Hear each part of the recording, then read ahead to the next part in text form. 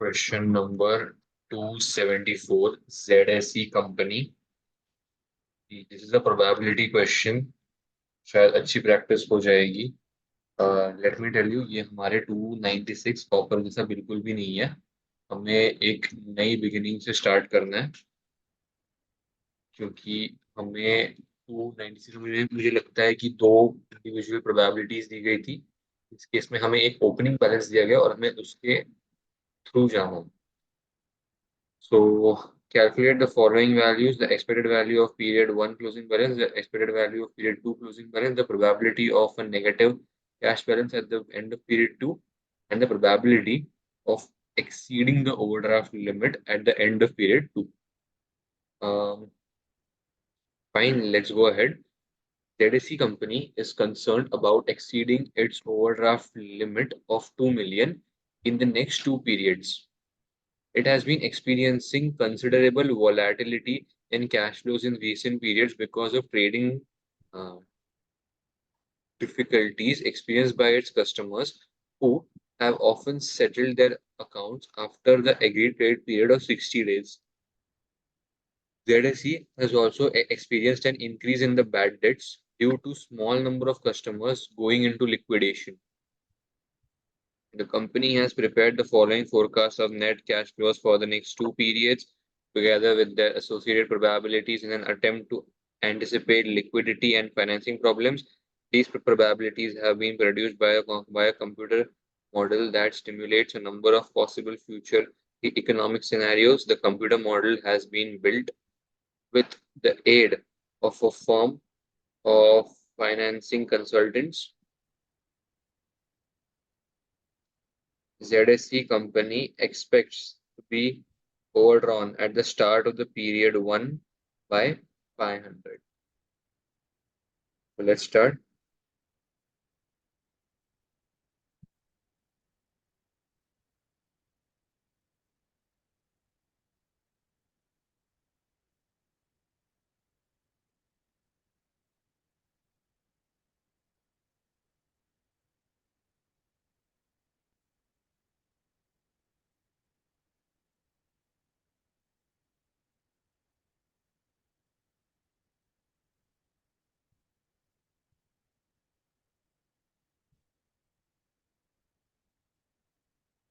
ये ढूंढिए ENPV, and for ENPV I need to find out the probability and the outcome. So मैं सबसे पहले यहाँ पे क्या करूँगा, पीरियड कैश फ्लो.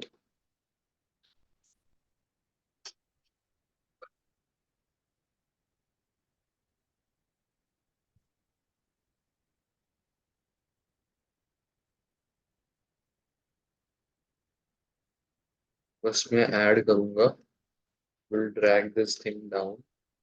ENPV के लिए ENPV ढूंढना है, एक्सपेक्टेड वैल्यू ढूंढना है. ओ, एक्सपेक्टेड वैल्यू ढूंढना है.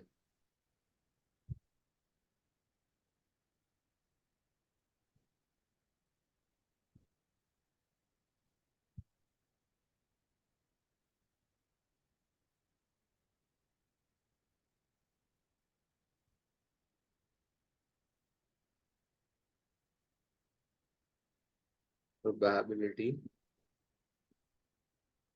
तो अब मेरी जो प्रोबेबिलिटी आती है वो आती है 0.1, 0.6, 0.3.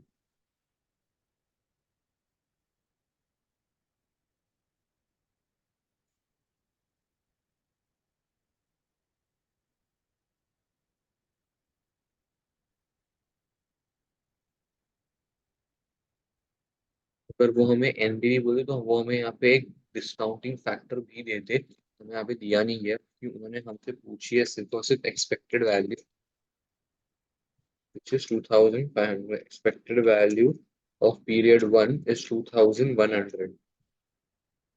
और एक बार जरा चेक कर लेते हैं.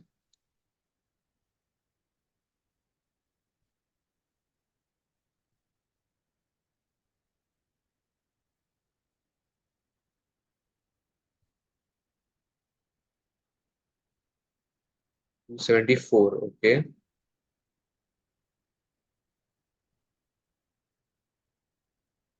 ये रहा. 2100 हमारी एक्सपेक्टेड वैल्यू है 100। ठीक है, लेट्स गो, ये हमारी आ गई पीरियड 1 की। हम सेम चीज करेंगे पीरियड 2 के लिए, क्योंकि हमें पीरियड 2 का भी यहाँ पे पूछा गया है। Expected value of period 2। अब ओपनिंग जो है वो पीरियड 1 की बन जाएगी, पीरियड 2 की ओपनिंग। और मैं हमेशा मैं चीज बोलता हूँ कि जब हम अगले साल में जाते हैं, अभी इन्होंने हमें यहाँ पे पीरियड्स दिए हुए हैं, लेकिन विच इज एक्चुअली अगला साल। हम अगले साल में जाते हैं तो अगले साल से प्रोबेबिलिटी की ब्रांचेस बनना स्टार्ट होती हैं। For those branches we need to apply the same probability and the joint probability together. मैं अभी बताता हूँ। हमारी ओपनिंग यहाँ पे आ जाएगी 7500। यहाँ पे हमारी आ जाएगी 3500। एक्चुअली नहीं, सॉरी सॉरी, एक्सपेक्टेड वैल्यू हमने निकाली थी ना। Do we need that? I don't think so. एक काम करते हैं, 3500 से ही लिखते हैं।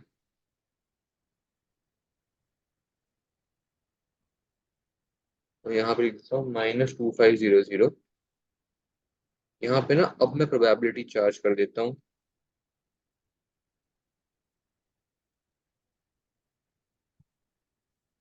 0.1 ही है।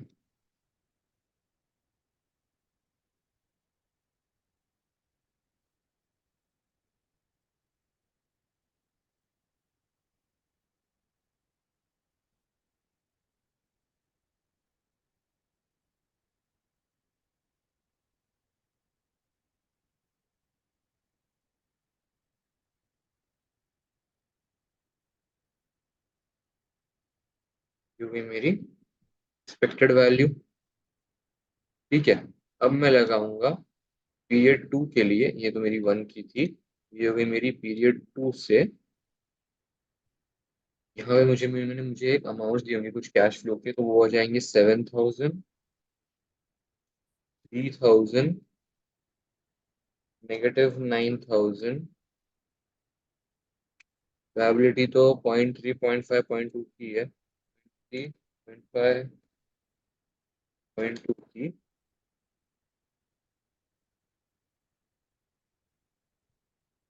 मैंने चिपका दी यहाँ पे। और मुझे यही जो ब्रांचेस बनेंगी वो मेरी यहाँ से हर एक साल के लिए बनेंगी।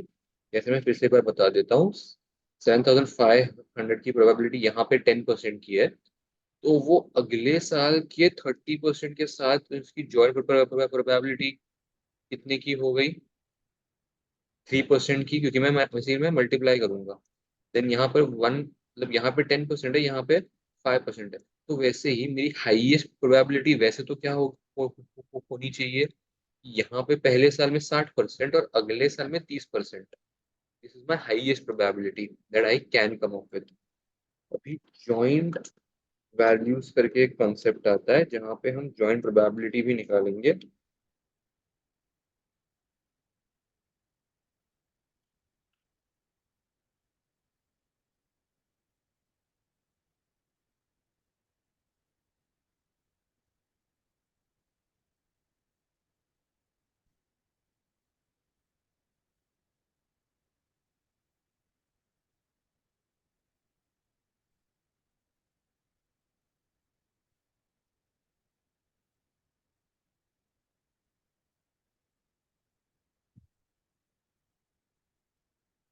फिर अभी एक्सपेक्टेड वैल्यू, हम एक्सपेक्टेड वैल्यू के लिए क्या करेंगे? We will just drag this option down.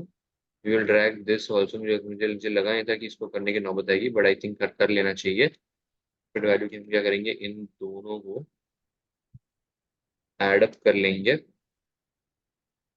ठीक है, एड अप किया।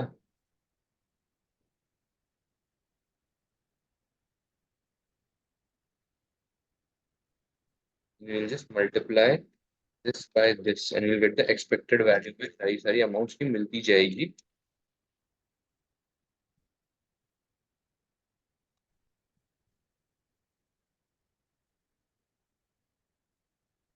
3120 should be the E P EV. नहीं, 3900 आ रहा है। They have just added this amount, मैं भी तो वही।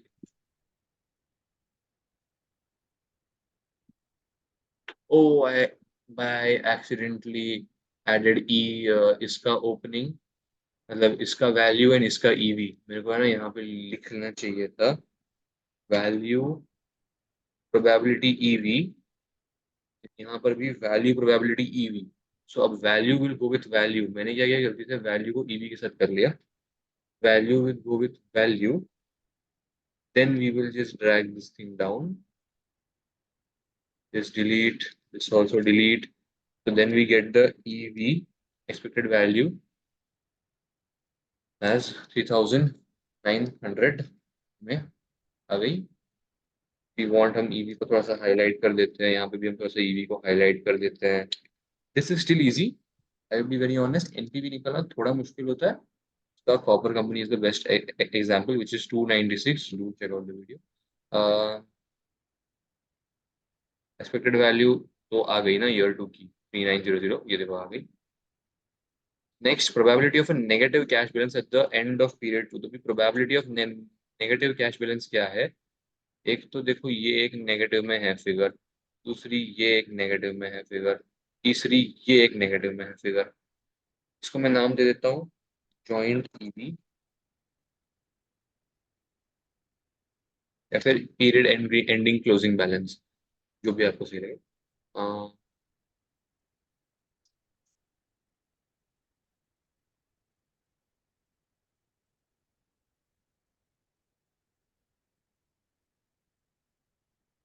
तो ये तीनों ही सिर्फ नेगेटिव में है, तो भी इनकी प्रोबेबिलिटीज क्या आती है हम पहले वो चेक कर लेते हैं।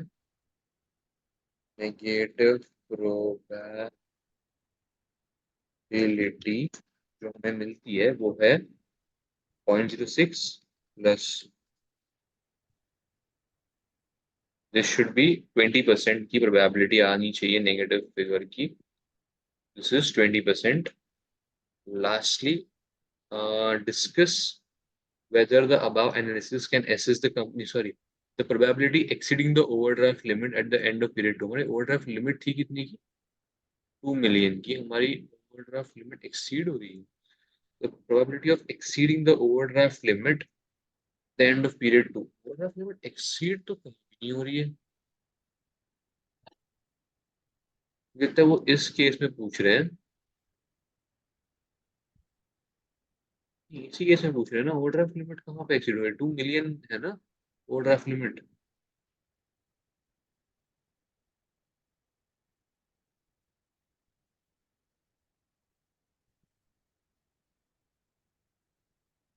तूने नेगेटिव किससे निकाला मतलब? ये क्लोजिंग बैलेंस, हाँ मुझे लगता है ये है क्लोजिंग बैलेंस, रुक जा बताता हूँ। तो ये है क्लोजिंग बैलेंस, मुझे लगता है वो लोग क्लोजिंग बैलेंस से पूछ रहे हैं ना, probability of exceeding order limit the end of period 2। I think ये जो था नेगेटिव कैश बैलेंस, ये भी उन लोग यहाँ से पूछ रहे थे, हमने इसको ये कंसिडर किया, but it's almost the same, फर्क नहीं पड़ता। बट जब हम यहाँ पे आते हैं तो this is our closing balance, closing balance मुझे लगता है वो ओवरड्राफ्ट लिमिट इस केस में पूछ रहे हैं। तो हमारी जो ओवरड्राफ्ट लिमिट एक्सीड है वो कहीं दो केसेस में हो रही है यहाँ पे। Don't forget overdraft limit is always negative. मुझे थॉट आया था कि ये इनमें से पॉजिटिव को सिलेक्ट कर ली, और वैसा नहीं होता है, overdraft limit is always negative. इसको और इसको, क्योंकि यही दो केसेस में नेगेटिव 2000 के वो वाले ऊपर। में भी तो है ऊपर का और 0.02। कौन सा ये वाला? नहीं, इधर 2 मिलियन हाँ। से एक्सीड नहीं हो रहा ना, इधर उन्होंने बोला है अच्छा, अगर लिमिट टू दी है मिलियन से एक्सीड होगा तो ही। तो ही। तो ये आ गया देखो हमारा 18%। ये राहुल का डाउट, बोल राहुल। वो तो तूने नेगेटिव में जो परसेंटेज लिखा है 2% आया देखो, कहाँ वो पे है तूने क्या लिखा? नेगेटिव? ये वो नीचे नीचे नीचे नेगेटिव लिखा, नीचे लिखा तूने तेरा सेल नंबर K29। K29। अबे हाँ नेगेटिव में ये कुछ बोल लिखा रहा है नहीं यहाँ। K30। हाँ अच्छा वही, जो तेरे नेगेटिव है तूने उसको प्लस किया ना, तो ट्वेंटी हाँ, जो परसेंट मैंने आया तेरा। नेगेटिव से मैंने खाली उसको प्लस किया है, नेगेटिव प्रोबेबिलिटीज और को। नीचे वाले में एज क्वेश्चन बोला कि देखो अगर 2000 के ऊपर रहेगा तो तेरा नेगेटिव हाँ, तेरा 8.8 है। Perfect perfect. तो तो बाकी पूरा सम आया ना? हाँ, चलो गुड। थोड़ा मतलब टाइम लगा उसको but तूने मेरा सुन के किया कि तेरे को खुद से आ रहा था? नहीं नहीं, ये पहले एक बार मतलब किया था, लेकिन वो इतना सही से नहीं किया था, तो थोड़ा। ओके ठीक है, कोई अच्छा, बात मेरे को नहीं। ये एक्सप्लेन कर, ये ईवी मतलब क्या होता है? ईवी मतलब होता है तेरा expected value. Expected value okay. का मतलब कैसे रहता है कि तू क्या करता है, तेरे वैल्यू, तेरे जो भी आउटकम है उसको तू तेरे प्रोबेबिलिटी बराबर। के साथ मल्टीप्लाई करता है। तो तेरे को एक एक्सपेक्टेड वैल्यू मिलता है। एक्सपेक्टेड वैल्यू मिलता है। जब तू उस चीज का सम लेता है तो लोगों को वो सम चाहिए रहता है। एक्सपेक्टेड प्रेजेंट वैल्यू या एक्सपेक्टेड पीवी का क्या हम्म, मतलब होता है। अभी what is expected PV, it is basically a confidence booster for share holder. जब अपन एक प्रोजेक्ट को मल्टीपल नंबर ऑफ टाइम्स करेंगे रिपीट, तो उसका सम अगर पॉजिटिव में भी आता है तो ठीक हम्म, है। लेकिन it is not a very good मतलब क्या बोलते हैं analysis to from which a shareholder or any manager can make his decision, क्योंकि वो एक सम है at the end of the day. तू देखेगा तो यहाँ पे 30% है। 30% मतलब विच इज द हाईएस्ट। बोल रहे हैं कि भाई पॉजिटिव में जाएगा, लेकिन एट द सेम टाइम 12, 6 और यहाँ पे 2। 2%। ने, नेगेटिव में 20% का चांस है। पॉजिटिव में चांस है, लेकिन पॉजिटिव में खाली एक है जो बहुत ही ज्यादा अच्छा अच्छा वाला पॉजिटिव है। बाकी सारे 3, 5, 2 या उसका उतना वैल्यू नहीं है, या 18 भी लेकिन उतना उसका वैल्यू नहीं है। हाई पॉजिटिविटी है, बट उसका नेगेटिव में बिकॉज क्यों नहीं आ रहा? अगर सपोज मतलब उसका जो लो है जैसे 2%, 12%, 6%, उसका लो होने के बावजूद उसका ईवी नेगेटिव में नहीं आ रहा, बिकॉज उसके दो तीन प्रोजेक्ट ऐसे हैं जो उसका हाई वैल्यू है, जैसे 18% हो गया और 30% हो गया, 15%। बराबर बराबर। तो इसके लिए वो एक बोलते हैं ना, कभी तूने बोला इट इज नॉट, हाँ, क्या क्या वो उसको बोलते हैं, not trusted, not it is not accurate. considered as a very good very method of good. considering uh, taking okay. investment decision, देख इधर तो आएगा ना।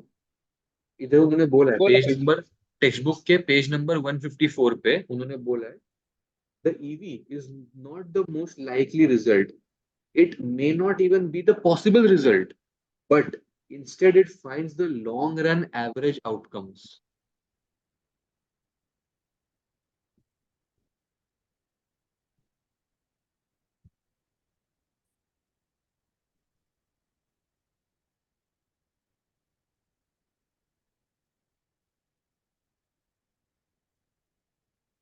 Long run.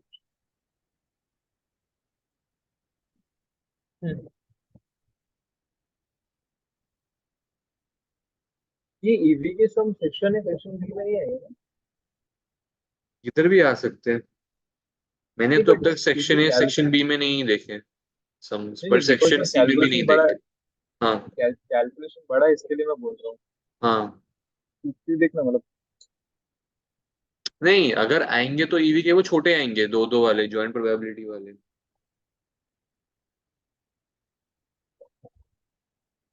देख, EV is the weighted average of all the possible outcomes with weightings based on the probability estimates. बराबर। तो actually उन्होंने क्या किया पता है क्या, उन्होंने बेसिकली इसका टोटल लिया है। इसको उन्होंने प्रोबेबिलिटी चिपकाई कि ये आने की के चांसेस क्या है, प्रोबेबिलिटी क्या है, उसका एक्सपेक्टेड कि इसका एवरेज लिया बेसिकली एक तरीके से। अभी तो अगर थोड़ा सा करके दिखा देता हूँ। ये आ गया। कितना है ये, 1, 2, 3, 4, 5, 6, नौ है। 7, 8, नौ। 9, I think so almost same आना चाहिए। 3166 मतलब it's still not quite accurate, because हमने यहाँ पे इसको प्रोबेबिलिटी अटैच की है।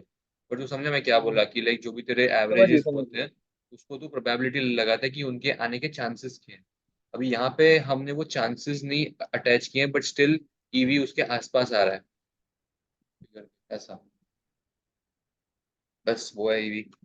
आगे बढ़ जाते हैं। Identify and discuss the factors to be considered in formulating trade receivables management policy for ZSE company. काफी basic. Credit worthiness, credit controller, credit assessment, वही होगा। एक काम करना, रुक जा, इसका ना डिस्कशन भी था, रुक जा ये पढ़ना रह गया रे। Discussion, the The expected value analysis has shown that the average basis ZSE company will have a positive cash balance at the end of period 1 of 2.1 and a positive cash balance at the end of period 2 of 3.9. अभी ये देख. However, the cash balances that are expected to occur are the specific balances that have been averaged rather than average values themselves. अभी मैंने ये क्या निकाला था negative में जो निकाला था मैंने एवरेज वैल्यू निकाला था इन्होंने क्या लिखा है इन्होंने specific balances that have been averaged cash balances occur are specific balances that have been averaged rather than average values themselves अपने बैलेंस निकाला था ऐसा there could be serious consequences for ZSE company if it exceeds the overdraft limit. For example, the overdraft facility could be withdrawn. There is a 30% chance that the overdraft limit will be exceeded in period 1 and a lower probability of 18% that the overdraft limit will be exceeded in period 2. To guard against exceeding its overdraft limit in period 1, ZSC company must find additional finance of 0.5 million, that is okay in period 1 का बोला है so 5 million to guard against the exceeding its overdraft limit in period 2. The company could need up to 9.5 million, again 11.5 से minus किया है. Renegotiating the overdraft limit in period 1 would therefore be only a short-term solution.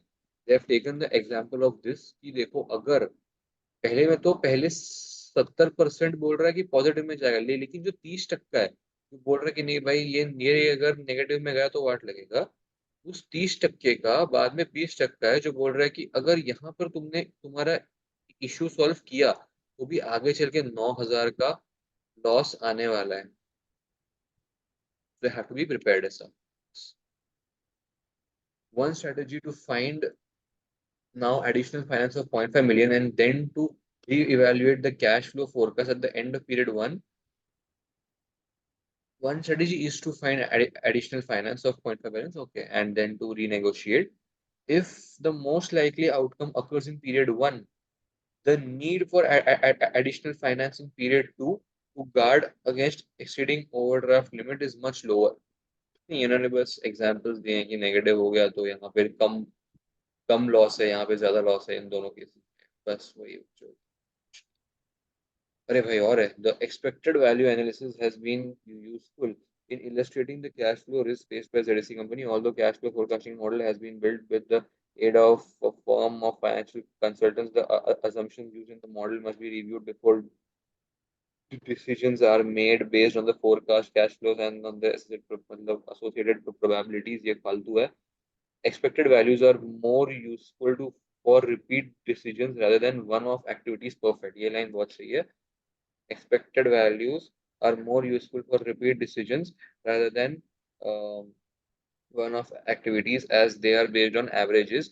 They illustrate what the average outcome would be if any activity was repeated large number of times. In fact, each period and its cash flow will occur only once, and the expected value of the closing balances are not closing balances that are forecast to arise in practice. In period 1, for example, expected value of closing balance of 2.1 million is not forecast to occur, while the closing balance of 3.5 million is likely to occur. 3.5 million likely to occur ये वाला is likely to occur because probability शायद heavy charge की है 6 probability ज्यादा है. probability है इसकी not likely to occur but क्या हुआ था is not forecast to occur. Okay, not forecast to occur but closing balance is likely to occur. Likely to occur तो समझा forecast पता है.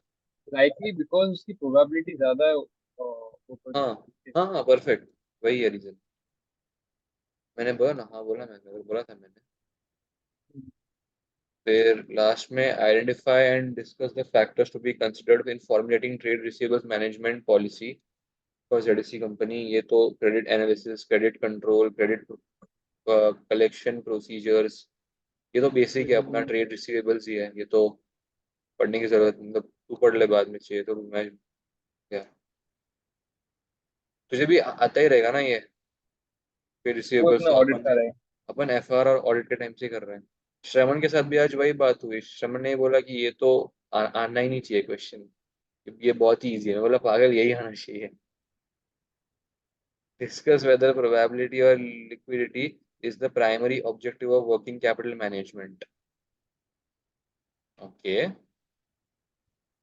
एक तो में ना ये आना चाहिए और एक में वैक का आ जाना चाहिए, वह बता भाई। हाँ, मार्क्स तो भर भर के मिलेंगे। वैक या एनपीपी एनपीवी कुछ। एनपीवी तो आता ही है, वह की बचता है फिर नेक्स्ट में अगर आएगा तो। चल ये कर लेते हैं पहले। इसका कोई, हाँ हाँ, हाँ चलो चलो। बोल बोल बोल। नहीं मैं वही बोल रहा था, इसका कोई फिक्स पैटर्न नहीं है सर बोल रहे एनपीवी आता ही है, ऐसा मेरे को फिजा ने कल बोला कि वो हर साल आया है। थे। एनपीवी तो आता ही है। एनपीवी हर साल है। बचा वैक और वैक, प्रोबेबिलिटी और क्या है, वो बोली नहीं, फॉर्मूला वाला। प्रोबेबिलिटी भी इन्वेस्टमेंट अप्रेजल में ही आता है। वो मेरे को बोली क्या कि वैक और बिजनेस वैल्यूएशन आया ही नहीं है बहुत टाइम से। वैक डालना अच्छा रहेगा थोड़ा। एंड मेक सेंस ऑल्सो, क्योंकि वैक वो लोग सेक्शन ए बी में पूछ लेते हैं। Make sense. अच्छा, ये करते हैं। डिस्कस वेदर प्रोबेबिलिटी प्रॉफिटेबिलिटी और liquidity is the primary objective of working capital management. Both are the objectives of working capital management depending upon the nature of the company and vision of the company. Profitability important है क्योंकि maximisation of share holder wealth. Liquidity important है क्योंकि any obligation can arise at any point of time and that should be paid for, जैसे trade payables वगैरह। उसका एक sink बैठता है वेन डायग्राम की तरह, वो सिंक बैठता है अर्ली सेटलमेंट डिस्काउंट्स के लिए। पढ़े ये कुछ बोलना है? Profitability and liquidity are cited as twin objectives of working capital management. The profitability objective reflects the primary financial management objective of maximizing shareholder wealth, while liquidity is needed in order to ensure that financial claims on an organization can be settled as they become liable for payment. Two objectives are in conflict because liquid assets such as banks earn very little return or no return. So liquid assets decrease profitability. Liquid assets, in fact, incur an opportunity cost equivalent either to the cost of short-term finance or to the profit lost by not investing in profitable projects. Whether profitability is more important objective than liquidity depends in part on particular circumstances of an organization. Liquidity may be the more important objective when short-term finance is hard to find, while profitability may become a more important objective when cash management has become too conservative. In short, both objectives are important and neither can be neglected. सही है।